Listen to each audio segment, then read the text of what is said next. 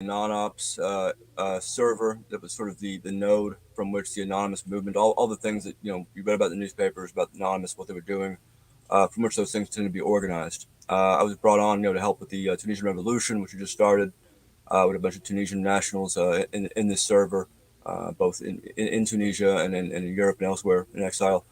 Uh, and we provided some various forms of support for the revolution. And about a month after that, as the Arab Spring kind of kicked off, we discovered we were being spied upon by the CEO of a intelligence contracting firm called HB Gary. Intelligence contracting firms, or security firms, they often call themselves, are private firms that work for or with the U.S. government, other governments abroad, companies, dictatorships, so forth, to do a number of things involving internet information technology, black ops, propaganda, surveillance, that kind of thing. And so some of the anonymous participants who were hackers decided that it would be a reasonable idea, and I thought it was too, to hack this fellow's firm, take all their emails, and make them public. Next couple of days, some things were discovered in there that sort of pointed to a very very a new kind of problem in the Western world. The problem of unaccountable, sort of mercantile firms with trained ex-military intelligence, ex-intelligence community personnel, uh, providing very dangerous, very powerful capabilities to influence the conversation, to influence reality and perception, selling these things to the highest bidder. And the particular instance that first came out was called Team Themis. It involved Palantir, which has since become more of a household name in the last 10 years. A few other firms, uh, which gotten together to collectively provide their services to Bank of America, U.S. Chamber of Commerce, clients like that. And so, they're the services they're providing in this case involved going after journalists, going after labor unions, in some cases investigating the children of labor union leaders. Uh, and things even worse than that in some cases, I think, setting up activists on fraud charges, so forth. And so this came out, was in the press for a while. Congressional investigations were called for, didn't go anywhere. The DOJ itself, it was found, had been involved in this. Um, they helped actually put together this program of sort of corporate conciergeship, whereby companies are coming to the DOJ saying we have enemies, whether it be WikiLeaks or Chamber of Commerce, or labor unions, and we want help finding black ops professionals to subvert these groups, to disrupt them, to spy on them. Uh, and the DOJ helped them do that. It's pretty extraordinary to come across. And so I spent the next year and a half, uh, investigating along with a number of other researchers, some former journalists, some just people who just sort of came to this subject and knew a little bit about it, in order to try to go through the rest of these emails and then the other emails that were hacked from other companies, including Stratfor, uh, in order to find as many programs as we could, uh, either by private companies or the U.S. government or UK, Bahrain, whatever. Uh, Identify as many methodologies and technologies as we could, and to try to present to the public this wider picture of what was now afflicting, informed consent, democracy, information itself. Yeah, I want to apologize. The beginning got cut, so for people who are just joining in, I just want to formally introduce who I have here. This is Barrett Brown, who's a U.S. journalist who was in prison for exposing the truth in 2011. He was just discussing the 2011 Stratfor hack. He formerly wrote for the Intercept. He was the founder of Project PM, a crowdsourced investigation into the cyber-industrial complex. He was also friends with Michael Hastings, who experienced a mysterious death after he also exposed truth. Prior to renouncing his ties to the anonymous organization in 2011, he was a spokesperson for the collective. And his house was raided in 2012, and then he was indicted on 12 federal charges. This is what journalists unfortunately go through when they expose truths that embarrass the U.S. empire. And again, he was just answering a question which they heard in full, which was what occurred with the 2011 Stratfor hack. So you were involved with Anonymous, which is a hacktivist organization. And I wanted to ask, is it because did you get involved because you felt like journalism wasn't enough? Why was it? Yeah, what turned me towards activism was, I worked in the media since I was 17, 18, and then wrote for more and more prominent outlets, and then gradually realized about 2007, 2008, when I was commissioned to do a book on the major U.S. columnists, the Washington Post, New York Times.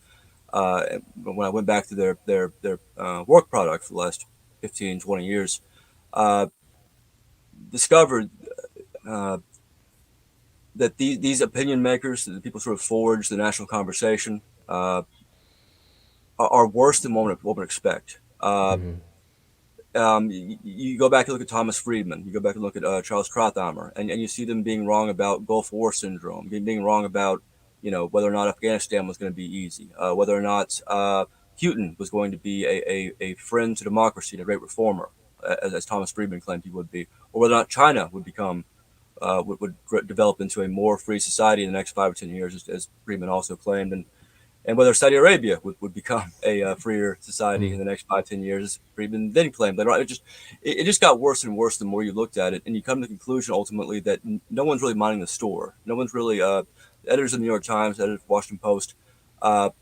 either have no idea uh, whether or not they are running the kind of output that should influence a nation, or they don't care, or some other whatever. That really freaked me out at the time, especially given what had happened in the last 10 years in the Bush administration and so forth, in the early years of the Obama administration. And so I got involved with Anonymous. I was recruited into the AnonOps IRC server, which was about 100 people worked out of there. And got involved with the first with the Tunisian Revolution, and then thereafter with this investigation intelligence contracting industry and some other random adventures here and there. And then the feds, meanwhile, were honing in on me. I was not a hacker, unlike a lot of the people who were prominent within this movement. I was a journalist or a researcher and sort of an organizer, so they had to be a little bit more creative when coming after me. And they were very creative, and so did end up facing 105 years worth of charges. At the end of 2012, some of those charges were very dangerous. A lot of them involved me copying and pasting a link from the Stratfor hack to another chat room to my Project PM organization, which was doing the crowdsourced research stuff into the intelligence contracting sector. Uh, and those charges alone, had I pled to them, which they were trying to get me to do, would have created a precedent that would have allowed any researcher, journalist, whoever, who uses a link, pastes a link, publishes a link to their work product, so things they're studying, or even who doesn't publish it, who just posts it, in a chat room, as I did, uh, would have exposed them to targeting by the DOJ. And one of the problems with that is that uh, we don't have to worry about whether or not in some future time the DOJ might decide to clamp down on dissidents, and meanwhile look the other way when actual crimes are committed by uh, more sympathetic journalists who are more pliable, who are more useful to the U.S. And its allies. That's already happened, and that's one of the big untold portions of this story of what happened back then is that we did come across in the course of these emails that we required from these companies. We came across a number of journalists who were working closely with Stratfor, with HB Gary Federal, one of the companies that was involved in these plots against other journalists, with you know number of other these firms, and upon getting out of prison, which I did eventually, I did. They had to drop a lot of the charges ultimately, and I got out in 2016. I started to go back and look a little bit more at this, and I found that despite having been a journalist myself for a long time, despite having worked with a lot of these journalists, often sometimes behind the scenes, giving them tips and leads and so forth, sometimes being interviewed about anonymous and so forth. Despite having this relationship, I was unable to get most any outlets to make corrections or even acknowledge mistakes, much less to admit that some of their reporters, in some cases, had been on the take, essentially, had been involved in corrupt dealings with the very subjects they were supposed to be reporting on. So uh, that scared me much more than than the original problem that I had gotten involved in this activism over to begin with. What that showed me was that the situation is worse than we thought. It showed me that the main apparatus by which our information is gathered as a society and presented to us, and the main apparatus which decides what is a focus and what is not, what is a story, what is not only is fatally flawed, not only is broken, uh, it insists upon allowing itself to remain broken, and will not accept responsibility uh, for even for egregious, impactful malfeasance within these same outlets, New York Times, Reuters, whatever, that has clearly impacted a large portion of the world in the last 10 years. That probably should not have surprised me as much as it did, but for some reason, I guess at that point I was still naive. That even though I was, as an ex-convict, I was nonetheless a naive person upon getting out of prison. So I'm less naive, 5 years later, having had a chance to go back and look through the press, this press stuff, and to discern that the press is even much of the mainstream press is effectively, functionally, even more of a threat to democracy than these intelligence contracting firms and the CIA and so forth. And in fact, work in tandem with many of them. So it's a it's a it's an increasingly depressing story. The more Yeah. one learns about not just my case, but just what happened with a lot of these activists, whistleblowers, Chelsea Manning, and so forth, how they were betrayed in many cases by media outlets. Uh, and yeah, but at no point in the last few years of doing this research have I ever kind of had the situation look better. It's just increasingly looked worse. Yeah, I was listening to your interview on Black Power Media, and you were discussing how you think that the media is more dangerous than the feds and the CIA, and it was convincing. I think that it may be the case because they manufacture people's consent into thinking that there's forces within the government that are trying to help them out. Everything is fine. We're in these wars for your own good. We should be here. We're trying to help people. Like this is how people. This is how they reduce people to resist. Their oppressors. So you want to elaborate a little bit more for our audience, like why you Yeah, believe that the media is more dangerous. absolutely. The main reason is because the FBI or Booz Allen Hamilton or Bank of America, they can only do so much, even with police powers, even with with finance at their beck and call, even with political influence, they can only do so much. What the press can do and does, even at its best and at its worst, is to provide the public with the channels in which they are going to end up thinking. The press can, even if it's not trying to, and does, determine our outlook, the possibilities that we are presented with. Uh, and that's true even despite the fact that I think probably most Americans say that they don't trust the press, for ideological reasons or because they think it's run by the banks or the CIA or whatever. I think most people will say like, oh, I don't trust the press. I don't really, I don't put a lot of stock in what I hear in the paper. Uh,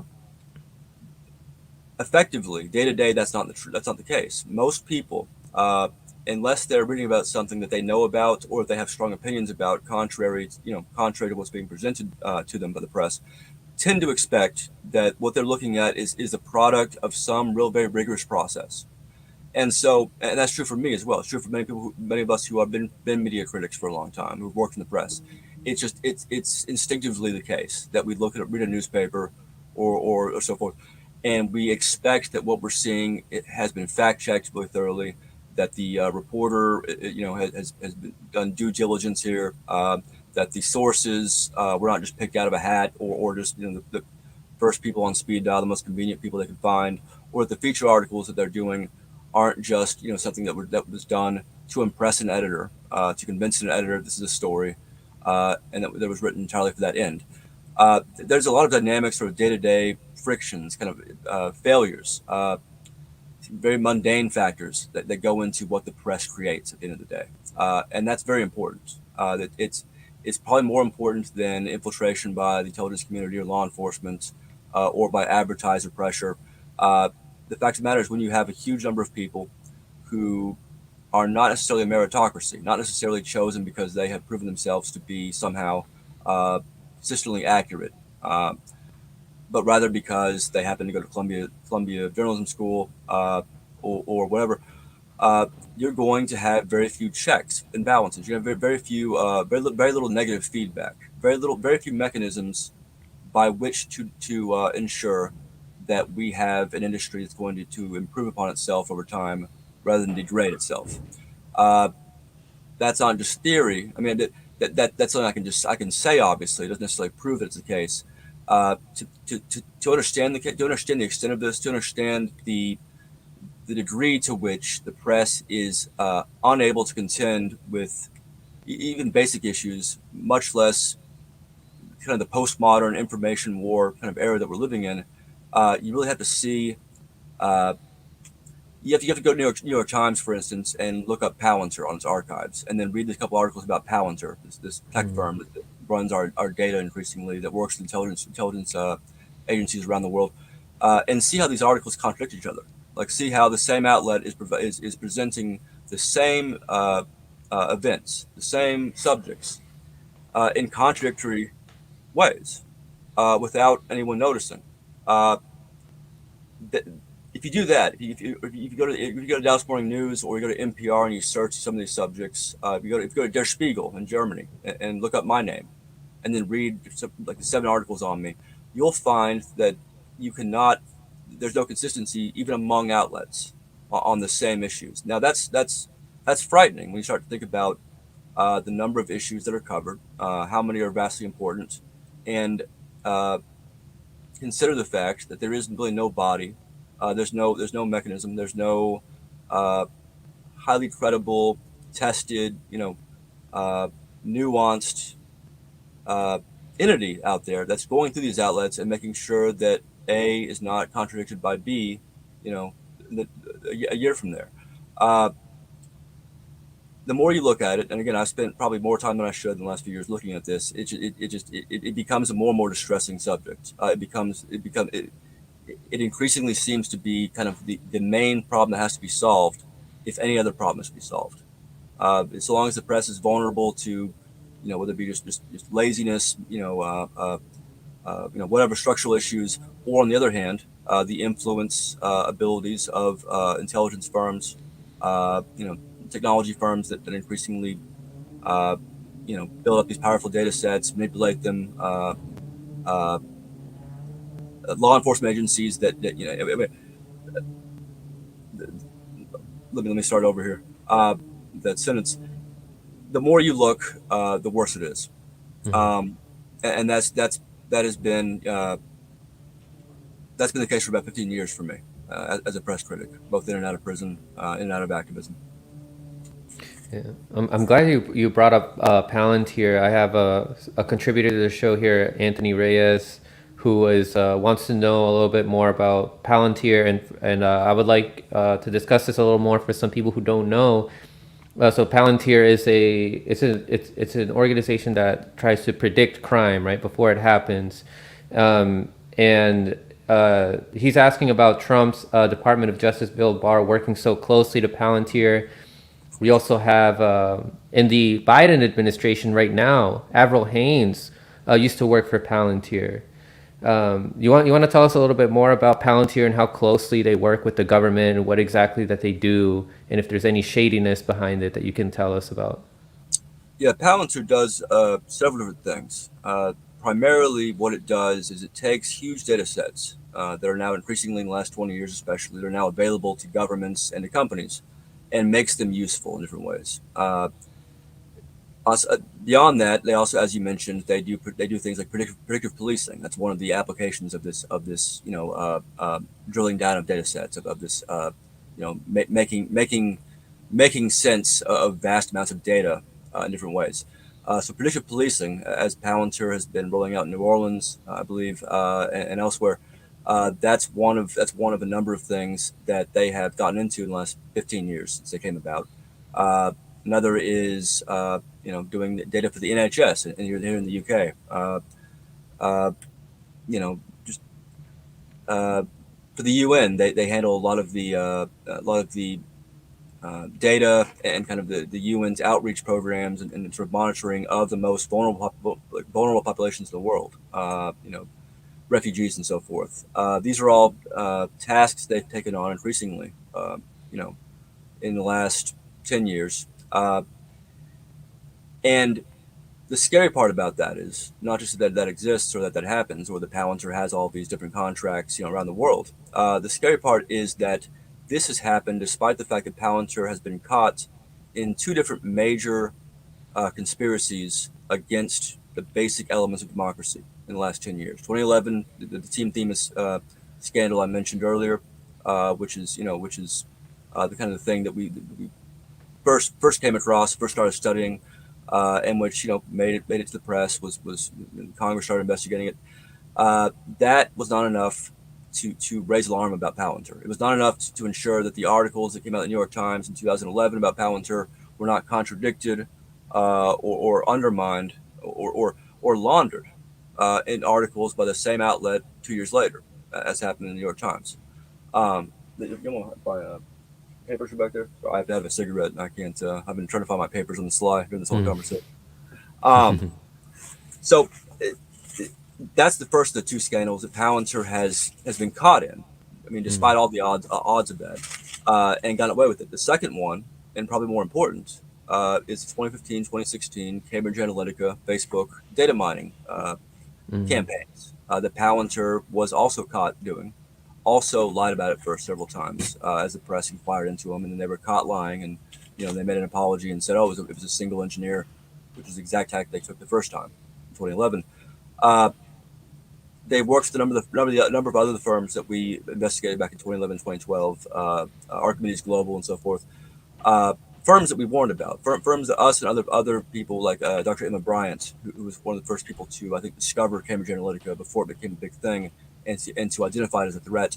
Uh, Firms that could have been stopped had the press functioned, or had Congress functioned, or had the public really functioned back in 2011 when this threat was first made clear. So these two major scandals, you the electioneering scandal of 2016, 2015, that the FBI pretended to investigate, and even went so far as to announce some of their subjects, some of the firms like White Canvas Group, Palant, so forth, uh, and then never mentioned again. Uh, these two scandals, despite their immensity, uh, each of them alone is immense. Each of them alone is sort of unparalleled in this time frame in the last 10 years. They're the two largest scandals, the two largest, most implication laden scandals, uh, crises of democracy, I guess is probably a better way to put it, in the last 10 years, and neither of them uh, is mentioned in the vast majority of the coverage that we see today about Palantir or about the other firms involved. That is probably the best example I can give uh, regarding the dangers of this intelligence sector, this private intelligence sector, the cyber military industrial complex on the one hand, and the press's failures on the other hand. These two things combine, overlap, and all but ensure that we are headed towards a kleptocratic sort of uh, Mm. dark enlightenment era, as Peter Thiel calls it. Peter Thiel is the Really. founder of Palantir, uh, and yeah, without the basic elements of democracy, uh, whether it be like accountability for firms that get caught undermining it in conjunction with the state, or whether it be a working press, democracy obviously can exist in name only for a while. That's the most dangerous. That's the most dangerous form of government. Is a pseudo-democracy that presents itself as democracy. A dictatorship, at least, can be identified as such, can be easily opposed. In so much that it is a dictatorship, and no one questions, or there's no question of it. A pseudo-democracy in which a kleptocracy or oligarchy or so forth can operate with large-scale mass manipulation tools, uh, mass propaganda techniques that were discovered 10 years ago and are still not understood by the press and have largely been forgotten. Uh, that's the most dangerous scenario, and that's what we're living in. Sorry, to speak to the more specific question about the individual administration officials that come from Palantir, have been working with Palantir, so forth. Uh, I, I will just say that obviously, as your questioner said, there have been Yeah. several. There's been a lot of revolving door kind of stuff with Palantir and the government. There's been Cambridge Analytica and Archimedes Global shared a particular executive who went to work with the Trump administration right after the election. Cambridge Analytica, of course, and those firms assisted the Trump administration in their campaign.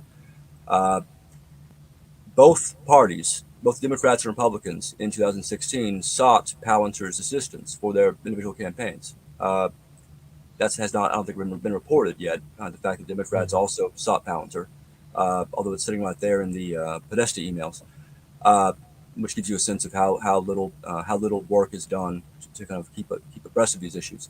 Um, it's a bipartisan problem, and Hmm. so long as Palantir or other firms like it are sought after because they're so valuable, because they're so valuable to an election, there's going to be very little impetus for a political party or both or either uh, to end this problem.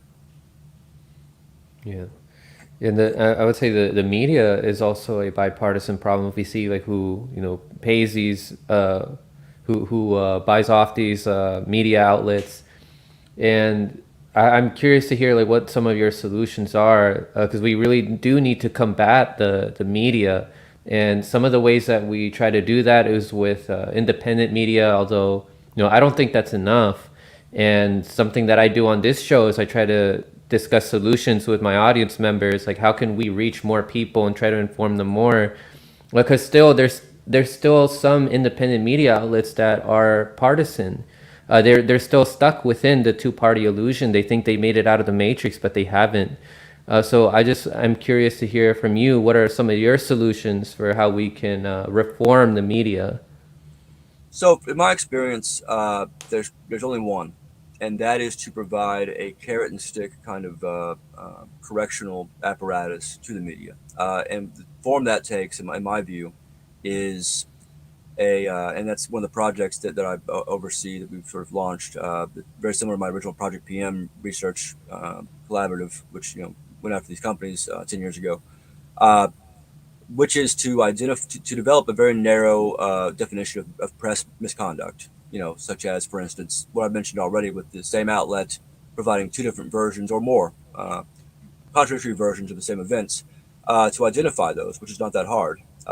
To then document them in a way where the reporter's name and history is available. Give them a chance to explain, why the same reporter, for instance, is writing about the same issue over a course of a year in several contradictory ways, or why an outlet, in a lesser act of malfeasance, a less alarming act, why the same outlet would have, the same two different versions of the same thing, uh, and uh, and this gradually create this public catalog that can demonstrate the full scale of this problem, can demonstrate how unreliable are the most supposedly reliable sources for information in the world. And then, having done that, and while doing that, also encourage crowdsourced research as an alternative to the writer editor model. Journalism has been done fundamentally in the same way for the last several hundred years, starting in London in the 17th century. There was an editor and there was a writer. Sometimes there's a fact checker as well. Sometimes that doesn't matter. There's a fact checker, but uh, that now that the information age has been around for a couple of decades, now that it is easier for people to collaborate on a emergent scale or all kinds of like sort of experimental different sort of modular networks, maybe having seven people who look at one subject and all that, or or two opposing groups that both have to challenge each other on fact checking, any number of things you can invent, that we've not tried because no one, what's the impetus to try them? Uh, Provide this crowdsourced research alternative as a model, show that it works so well that we can use it to analyze the existing press and find the vast and astounding and really shocking degree of errors, of contradictions, and so forth, and of sometimes of outright bribery and so forth, as I mentioned earlier, and provide these two different contrasting uh, possibilities, you know, uh, and make it harder and harder for existing outlets to continue uh, to hold any kind of appeal for anybody. That's obviously easier said than done, but I think that is the model. I think it is crowdsourced research on the one hand, and using that crowdsourced research to remove and extinguish the aura of credibility held by outlets that do not deserve it. So you've wrote for the Intercept before, and I was listening to your interview that you had on Black Power Media, and you had some criticisms of Glenn Greenwald. I just want to first ask you, how did you meet Glenn Greenwald? Yeah, what were your thoughts on him then, and how have they changed? And what are your thoughts on him now? Yeah, that's a very indicative story, actually. I Yeah. met Greenwald. I think he had posted back when he was still at I think Salon, or no, he had his own blog. I think still 2010 perhaps. He had posted an article I wrote about Michael Hastings, my friend and colleague, who was involved in the early Project PM group I started. I wrote about him, about Hastings, after he had written after he had basically taken down General McChrystal by going to Afghanistan and actually reporting what he saw rather than begging for access and sort of trading favors and so forth. Wrote an article defending him in Vanity Fair. Greenwald excerpted that. I was talking to him a couple times next year or so, and then somewhat, I guess, coincidentally, Glenn Greenwald turned out to be one of the major targets of that Team Themis operation conspiracy involving Palantir and these other firms. And so when we came across that, and started looking into the other aspects of this operation, I reached out to Greenwald and said, "Hey, this you were being targeted by this thing." And so, uh, and then we didn't really deal with each other much, and I went to prison over these discoveries. And then after I was sentenced, by that time I started writing a column from prison for my home Dallas magazine, D magazine, and that had gotten a great deal of favorable. It become a big favorite among a lot of media people. This column I was doing from prison, and so Greenwald uh, had me column from prison and offered me a job writing the column for them. And so I did that for the next 2 years while I finished my prison term, and then I got out, and I had some differences with some of the editors there, who had, in several cases, I had found to be incompetent, uh, even relative to how editors are in general. Uh, and so I quit, and over the next couple of years, I discovered some things about the Intercept, and a lot of people discovered. I mean, a lot of people had very similar experiences to me. Uh, Discovered the Intercept was not what it seemed to be. Uh, Best example, another group, again, one of the scary examples and one of the more telling examples of the press in general, in so much as it has not been corrected, in so much as it is not well known, is that the Reality Winner article that the Mm. Intercept did, for instance, uh, right before Reality Winner was outed, they did this article on these documents she had provided to them. She provided to them, anonymously, with the hopes that she would not be identified. There were five people listed on that article. So if you go back to that, I think it was 2017, it must have come out. Go back and look at the five people listed as having contributed to the article in some way. Sam Biddle is one of them. Sam Biddle, if you Google his name and my name, you'll find a bunch of emails and documents showing that he cooperated with FBI uh, assets against Anonymous and against me personally years prior. You also find that he celebrated my sentencing Mm. as a whistleblower for Gizmodo. You'll find that one of the other people who wrote this story were given whistleblower documents to handle. Uh, Wrote one article for the Intercept, and then in 2020, last year, after at the same time the NYPD vehicles were driving through crowds in New York uh, during the BLM campaign. Uh, this person, this reporter supposedly, took a new job as the NYPD spokesperson.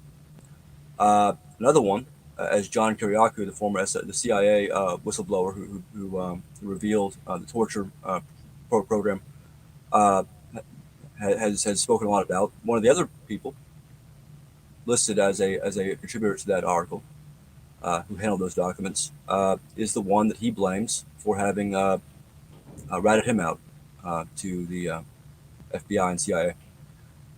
That's an extraordinary thing to have to say. I mean, it's an extraordinary thing to be able to say. That this isn't just an article that has these people uh, uh, writing it, contributing to it. It's an article using documents provided by a whistleblower to an outlet that is supposedly created to protect and to make best use of the products of whistleblowers. These are issues that I've brought up. I mean, again, I won the National Magazine Award for the Intercept from prison for my column for them. I won a couple other awards as well. You know, so on and so forth. Nonetheless, me bringing these issues up in the last few years, even me burning that National Magazine Award on a live stream during the Intercept's 5-year anniversary, get together thing in Brooklyn a couple of years ago, has not been enough to force anyone there to account for any of this. And then Greenwald left over the same editors, actually, I've been complaining about more recently. And he's got quite a lot of money now. A lot of people who have worked there have a lot of money. The whistleblowers that they have used uh, and championed to some degree, for the most part, have not done very well. Mm. The things that they've taken the risk to put out have not gone very far. The Snowden archives, on which the Intercept was actually built, were closed down at the Intercept 2 years ago in circumstances that Greenwald has not been very forthcoming about, and that Laura Poitras, the other co-founder of the Intercept, who left for a number of reasons, has made clear are untrue. It just goes on, and it's really extraordinary that this is that it continues. And that's just one outlet, Mm. and you take that, you look at the New York Times, you look at the similar scandals there, including things I've come across, and you get a sense that it's really not worth whistleblowing. It's really not worth anyone taking any risks to get out more information. We actually have plenty at this point. I mean, on WikiLeaks, you can still find there's millions of documents that still can be used to drill down on corruption, war crimes, so forth. The problem is that there's without the mechanisms for a, a real citizenry, or a vanguard revolutionary citizenry to act upon this information. Without those things, nothing will happen. I think that's been the lesson for the last 10 years, 15, 20 years, perhaps, maybe longer. Is that it's not enough to just get this information out, not enough to report it, even if you can, or to get it reported.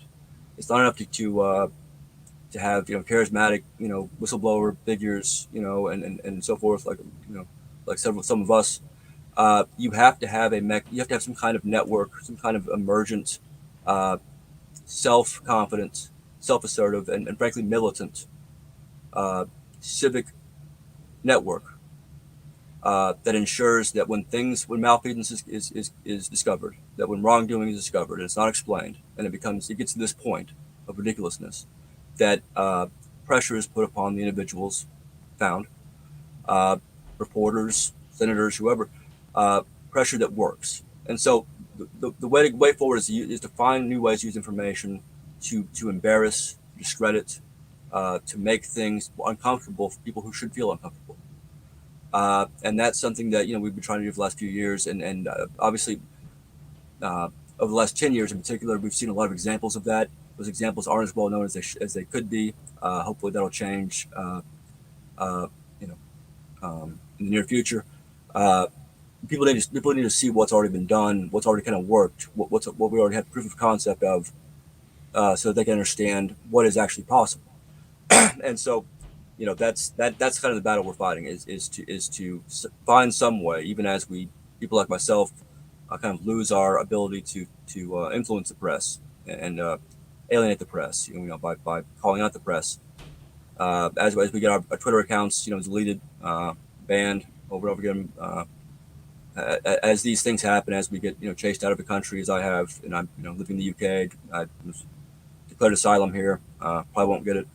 Appear to be facing FBI subpoenas back in the U.S., which uh, we have to find a way somehow, nonetheless, to make all this, take all these ideas and concepts and information and put them to use. And I'm not sure I know the way forward uh, at this point.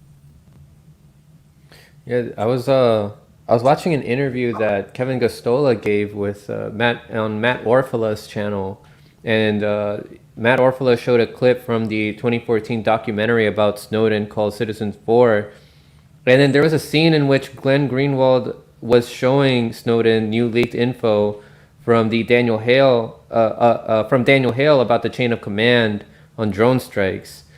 Do you think that that was dangerous and put Daniel Hale in a bad situation? Snowden said it was dangerous of Greenwald to do that, and for him to put it in a movie. And to me, I think it was careless. But I want to hear your thoughts. What do you think?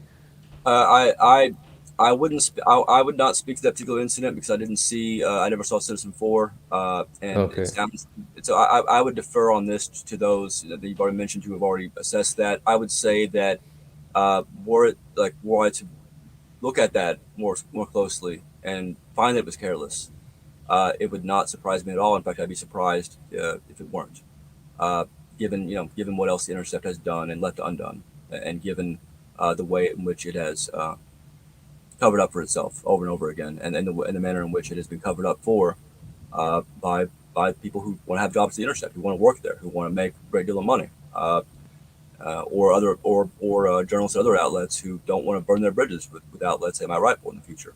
That's unfortunately the chief dynamic we're up against, and so yeah, it probably was, and if it wasn't, then that's there's 30 or 40 other issues that they need to account for. And did you know about Omidyar before writing for the Intercept? Sorry, about what? Omidyar, Pierre Oh, Omidyar. Did you oh, know about him? yeah, no. I heard the name, so I was in prison at the time, and was not. I was told some things like there was. I was aware there was a controversy over him. I was aware that a couple of people that I was that knew by reputation, a couple of some journalists had been criticizing Greenwald over taking Omidyar's money. I was not aware of the real issues there until some point after I got out, at which point I quit. Uh, I'm still not sure I know everything. But there's been some discussions. I think Ken Silverstein, he used to write for the Intercept. He was one of many people who left and has since sort of gone after it pretty aggressively. He's spoken to that issue in very interesting ways. A few other people who study the same things I do, study the intelligence contracting industry, the intelligence community in general, who have dealt with the Intercept, have put out some very interesting analysis about the extent to which Omidyar, uh,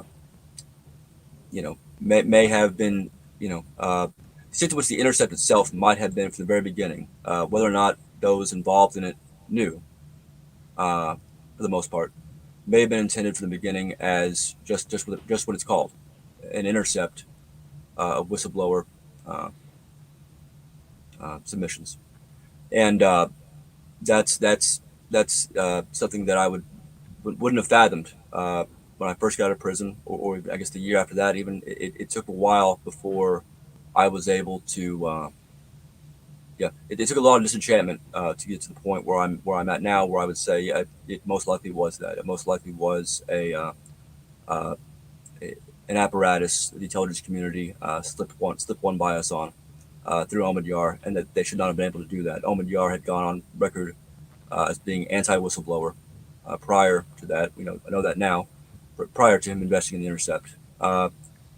The first editor of the Intercept, John Cook, who used to be at Gawker, is one of the ones who I mentioned who has been involved, was caught dealing with FBI cooperators and presenting their claims as fact, even when he was shown otherwise. He was one of the ones who was caught presiding over the Gawker, trying to purchase stolen emails from some of the members of Anonymous, kids in the UK. At the same time, while the rest of us were being prosecuted for copying and pasting links to stolen emails that we wanted to research. Um, yeah, the more you know about it, and there's a lot of stuff that's out there, some of which I put out, some of which have been put out by others who've dealt with them. The more you look at the specifics, it becomes harder and harder to avoid the conclusion that a great deal has been squandered, and the Intercept was at the center of a lot of it. Yeah. I don't remember the exact details of what I'm about to say, but Whitney Webb had released an article releasing information about Pierre Omidyar, and then Glenn Greenwald got mad at her on Twitter and was telling he basically got mad at her for releasing information about the owner of the Intercept, Pierre Omidyar, and I was gonna ask if you knew about that and what your thoughts are. I never saw that exchange. I know Whitney Webb a little bit. I've been very impressed by some of her articles. There's several issues, at least that I can recall, where she was right and I was wrong at first. So I have some respect for her. That is exact. I mean that's Grimwald's pattern, particularly on Oh, Twitter, has been it has been one of a trial lawyer, civil litigator, which is what his origins are, and one who has perhaps something wrong with him deep down. Someone who does not have, and this is so ironic because he seems to me, when I was much younger, to be the great. He was one of my heroes, along with Assange, who I also came to feel different about over the years. And so he once seems to be this vastly intellectually honest, incorruptible figure who represented the new blogosphere and the alternative that serves to the existing outlets, and to see him, to see the way he has engaged or failed to engage, to see the way that he has. Uh, there's tons of examples, obviously, on Twitter. He's spent a lot of time on Twitter in the last few years. To see how he's conducted himself and to see sort of the extent to which he takes on issues if they are within his narrow spectrum of grievances. He goes after MSNBC, and that serves a great role in doing that. I mean, Greenwald still puts out yeah. stuff that is correct, needs to be said. It's just when it gets beyond that, when it gets outside of that, or worse, is something that is not helpful towards Greenwald's evolving paradigm of the world. He loses all ability or all will to be honest, to be fair, even be comprehensible. And that is, yeah, maybe a great metaphor for the last 15 years. I don't know. Yeah, there was an Intercept article that was released not too long ago, just very recently. In which let me pull it up for people. I'll pull it up on the screen so you can see because I have it here. Just 1 second.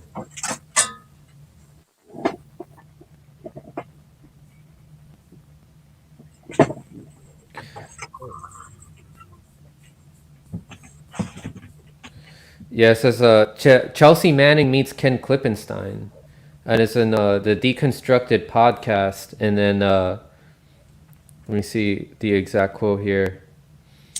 So Chelsea Manning said if Ken were around in 2010, he would have been the recipient, of like the leaks that she gave to Julian Assange. And then she said, well, we'll just put it that way. And I wanted to hear what your thoughts are on Chelsea Manning saying that about the Intercept, which doesn't have a good record of protecting whistleblowers.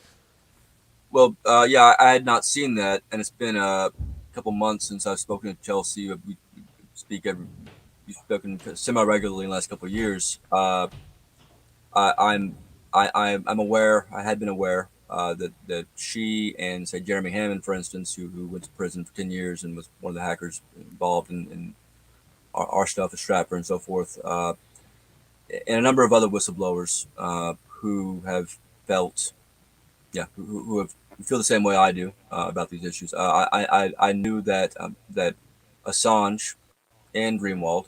Uh, and the Courage Foundation, and much of the apparatus that has been built up around and for leaking and whistleblowing and transparency activism has failed not just us, which is less of an issue, but it's failed the public. And so her saying that obviously speaks volumes about. I mean that uh, like a number of people, Chelsea uh, has suffered. I mean this is obviously public. I mean it's been has not uh, you know, has not felt uh, that her work was put to and her sacrifices were put to the best use, and that's almost universal as far as I can tell among those of us who you know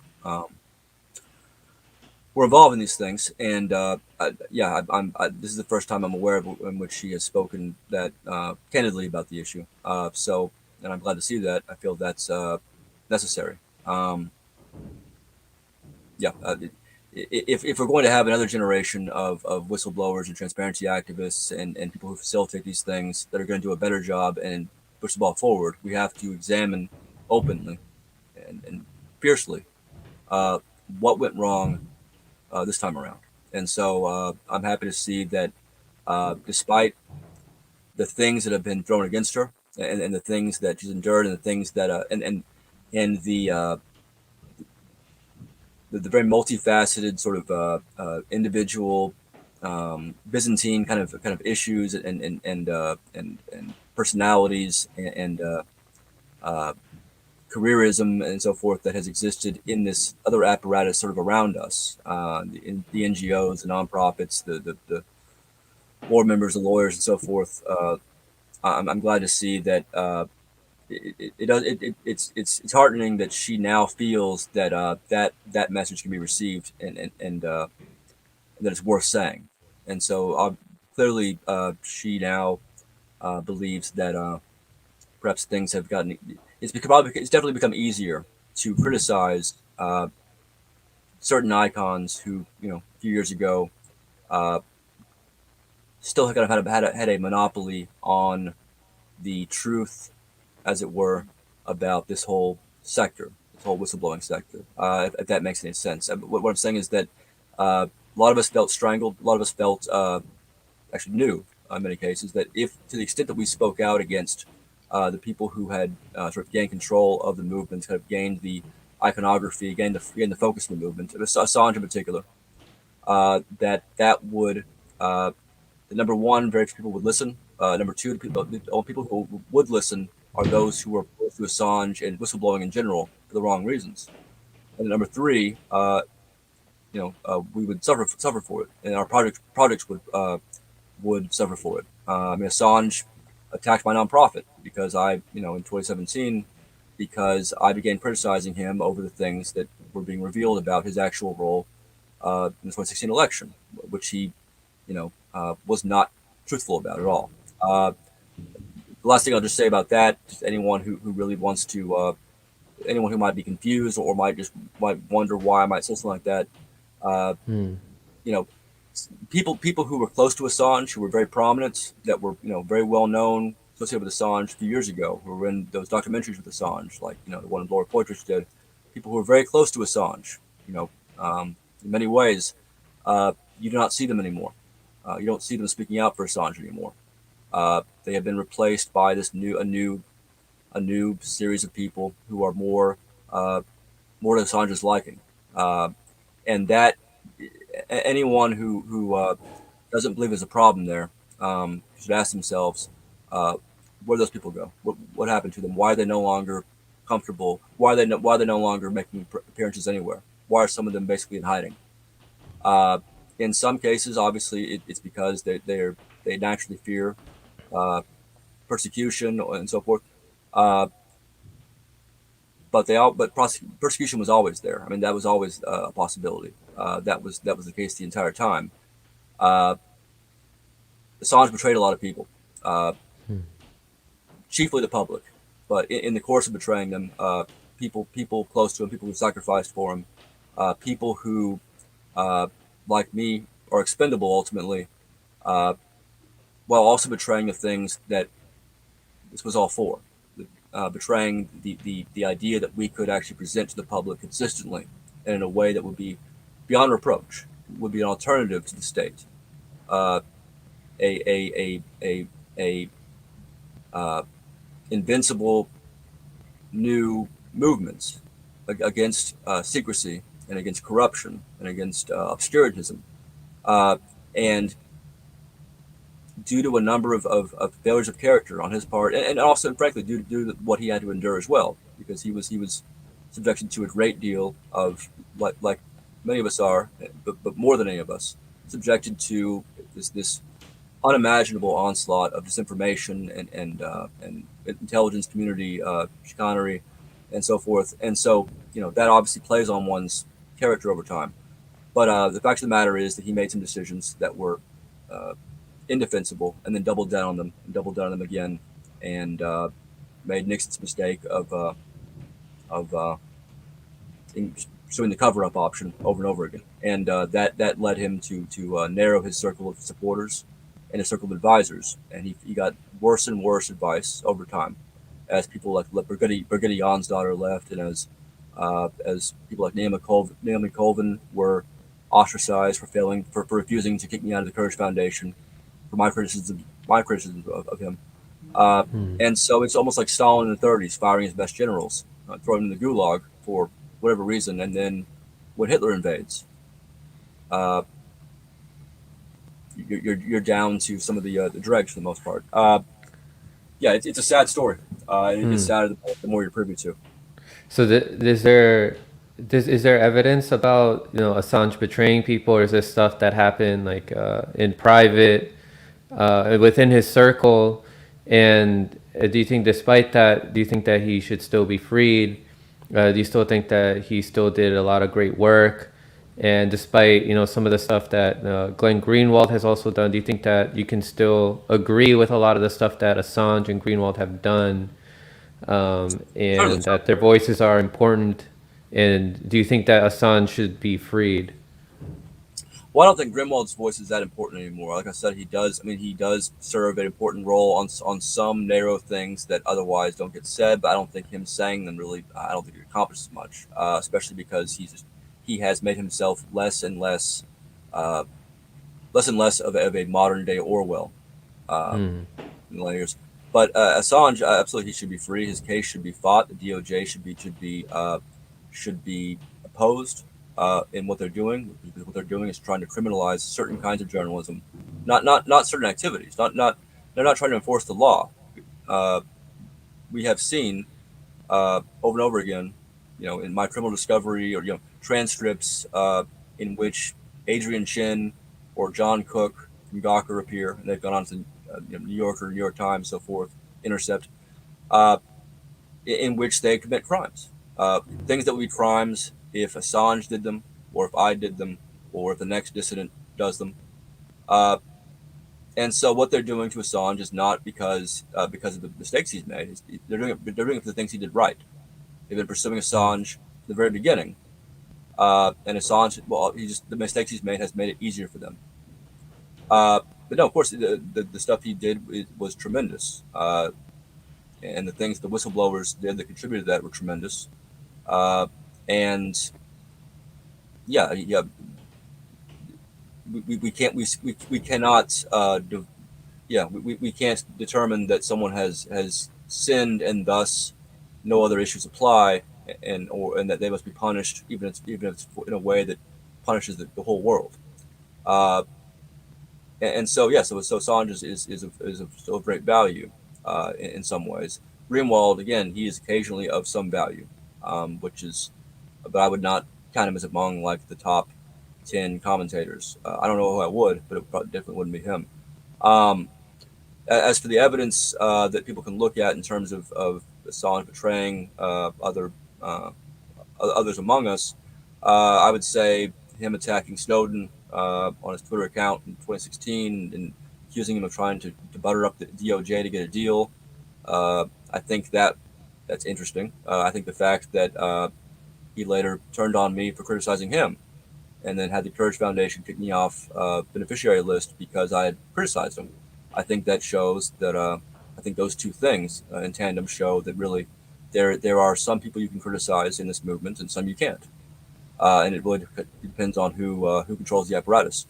Uh, uh, the better, I guess, other example. I mean, Jeremy Hammond, who's now out of prison, I think he feels the same way. I think he said a lot about this from prison and outside of prison, uh, which is that uh, that Assange has betrayed a number of us. I guess the best example one could like quickly look to if one really wanted to verify this, I guess, is to look back when I was being prosecuted. When I was raided by the FBI in March 2012.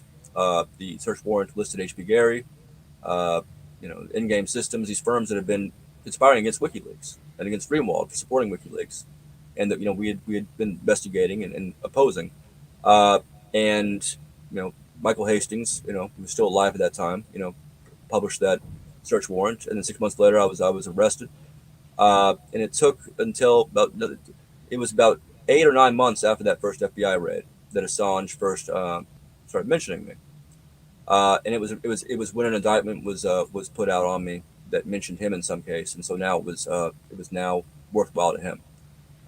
His claims about Seth Rich that he made on Dutch television. If anybody just want to watch that video, just look up Assange Seth Rich. It'll be the first results. I think it's very hard to watch that clip and not determine that he was intentionally putting out a yeah he was intentionally putting out nonsense. For reason in a way that's not consistent with what they claim. I mean, WikiLeaks has claimed, or he claimed in that broadcast that WikiLeaks doesn't say who their whistleblowers are, but does not name their whistleblowers or the leakers even after they die. Although, in fact, when Aaron Schwartz died, they used his name immediately and said he was one of our people. Michael Hastings, when he died, same thing. So yeah, there's just a great deal there that shows inconsistency, that shows some mercantilism, that kind of shows that Assange ultimately decided that it was in his right and perhaps his duty to try to replace the system we're fighting against with a similar system with him at the helm in terms of obscurantism, in terms of selling lies to the public for what one decides is their own good. Uh, that's a position to be in which it is very tempting to start doing what actually serves one's own good. That's why we have transparency activism, because it's not good policy to trust individual people, particularly charismatic adventurers like Assange or myself, with with good portions of our future. To trust them with that much power, and just and determine that because they are the opposition, in part to the state and to secrecy, that they must be supported at all costs. None of us should be supported at all costs. None of us should be beyond criticism. Uh, and you cannot build up a viable constituency, a viable supporting base with that philosophy. You can only attract uh, demented and relatively useless people when you become sort of a Stalinist figurehead, a cult figure. Uh, and that's what happened with some extent with WikiLeaks in the last 6 7 years. Yeah, just I, to. Oh, sorry. Go ahead. Finish. I guess I just say just look up what Sarah Harrison put out, Yeah. claiming that Assange had no role in the election, didn't prefer one candidate to another, that there was no interaction with the other candidates, and what Assange said, and then look at what came out in the next couple of years of his Assange's own statements about preferring Trump, the fact that he was talking to Trump's son and Roger Stone, the fact that he was that there's some people that look at that and figure out ways in which it doesn't necessarily show what I think it shows. Hmm. They should ask themselves where Sarah Harrison went, why someone like that was put out there to make a statement like that on Assange's behalf, and why subsequently, uh, when it became clear to many of us that was not true, that she also stopped her years long prior practice of standing at his side. Uh, people get betrayed. Sometimes we can accept that. I accepted it when I was still in prison. I accepted that Assange had not stepped in until it became convenient.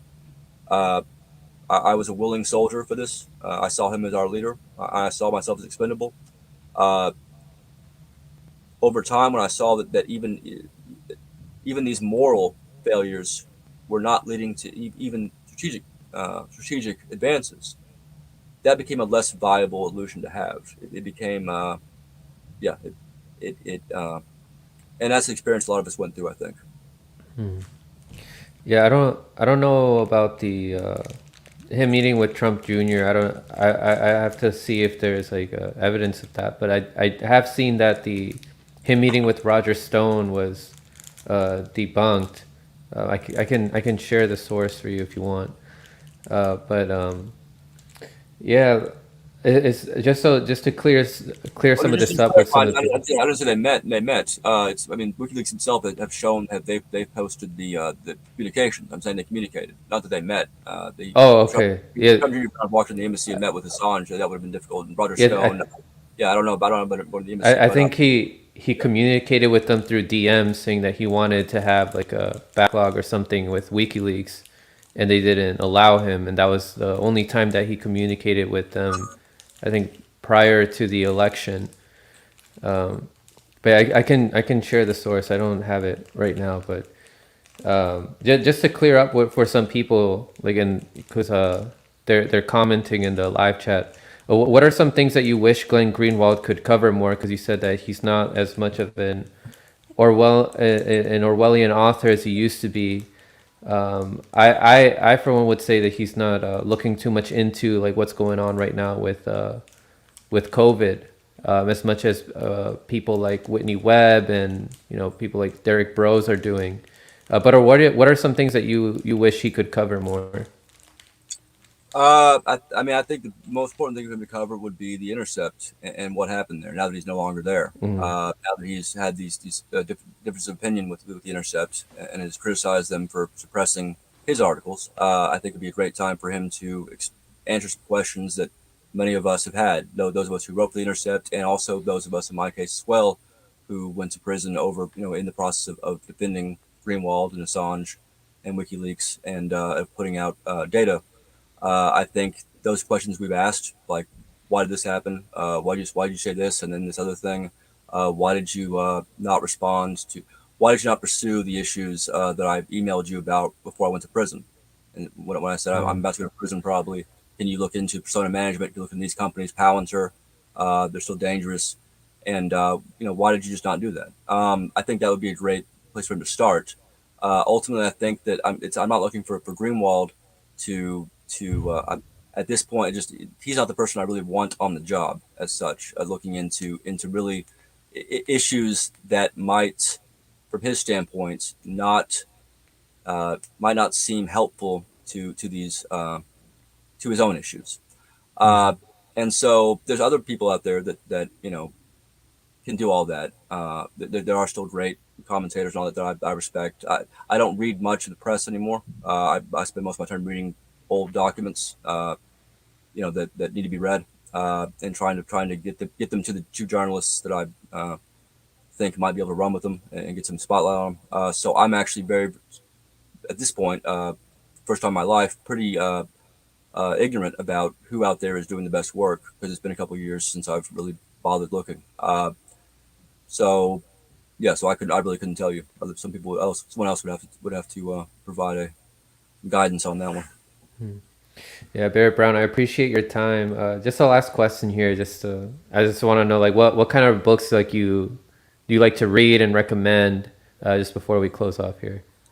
While in prison, I read mostly history books, and a lot of Orwell's old articles, his letters, so forth.